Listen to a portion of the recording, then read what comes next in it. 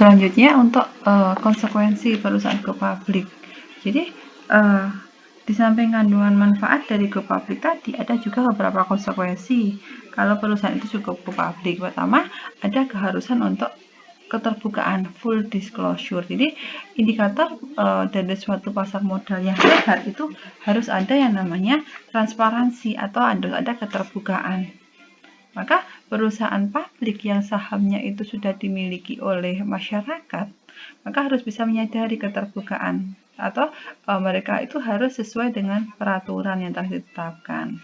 Maka di sini emiten itu harus memenuhi persyaratan yang disebut dengan disclosure.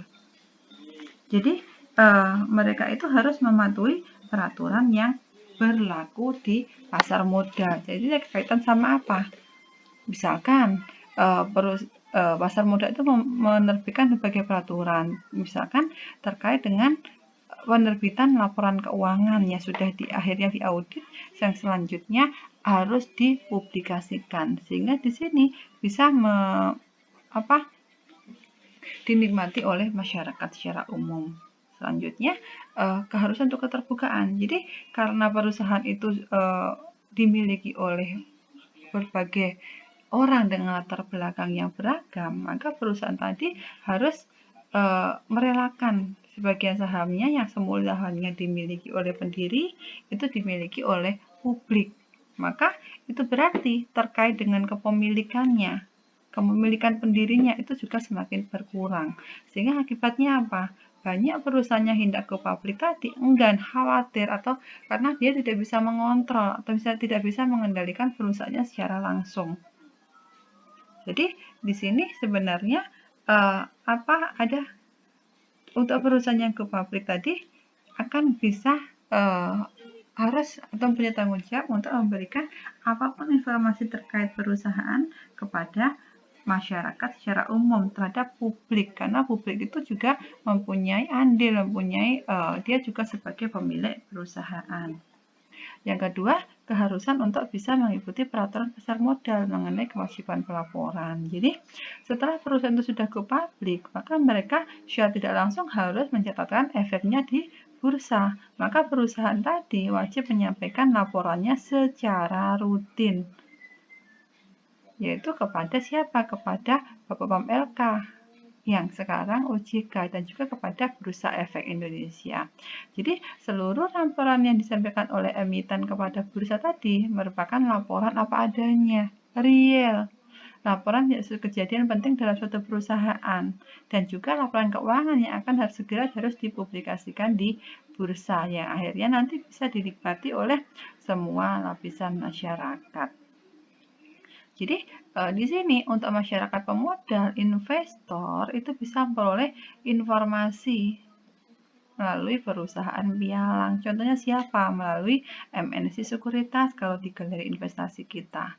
Itu penting sekali. Kenapa? Karena sebagian investor itu tidak mempunyai akses secara langsung terhadap informasi di perusahaan. Maka untuk bisa mengetahui bagaimana kinerja perusahaan tadi, investor itu sangat tergantung sekali dengan informasi tersebut. Jadi di sini kewajiban pelaporan itu bisa membantu menyediakan informasi sehingga informasi tersebut dapat disampaikan secara tepat waktu kepada investor. Selanjutnya gaya manajemen yang awalnya informal ke formal. Maksudnya apa? Jadi sebelum go public itu manajemen itu mempunyai kewajiban untuk apa? Untuk menghasilkan laporan apapun. Tidak mempunyai kewajiban. Tetapi setelah go public, maka manajemen itu wajib mempublikasikan semua laporan perusahaan kepada pihak luar, dikomunikasikan, misalnya ke OJK, ke akuntan publik maupun kepada stakeholder. Jadi di sini ada keterkaitan antara manajemen dengan pihak-pihak luar. Awalnya itu hanya sebagai gayanya informal itu menjadi gaya yang formal. Karena apa? Karena dari investor tadi itu juga mempunyai kesempatan, dia itu juga memiliki perusahaan itu. Terus selanjutnya senantiasa berusaha untuk meningkatkan tingkat pertumbuhan perusahaan. Kenapa? Karena kalau pertumbuhan perusahaan itu bagus, akhirnya apa?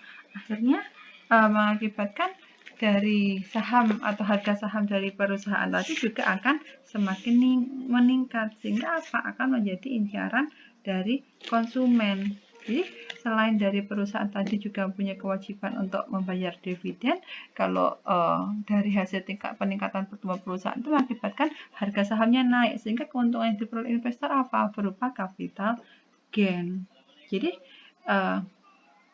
perusahaan itu harus bisa mencapai titik optimal atau bisa membagikan dividen yang memadai, baik itu dividen saham, dividen tunai, dividen likuiditas, dividen scrip, dan sebagainya. Jadi intinya setiap saat perusahaan itu tahun diharapkan perusahaan itu bisa meningkatkan pertumbuhan perusahaan sehingga nanti bisa memberikan dividen kepada masyarakat, kepada para stakeholdernya.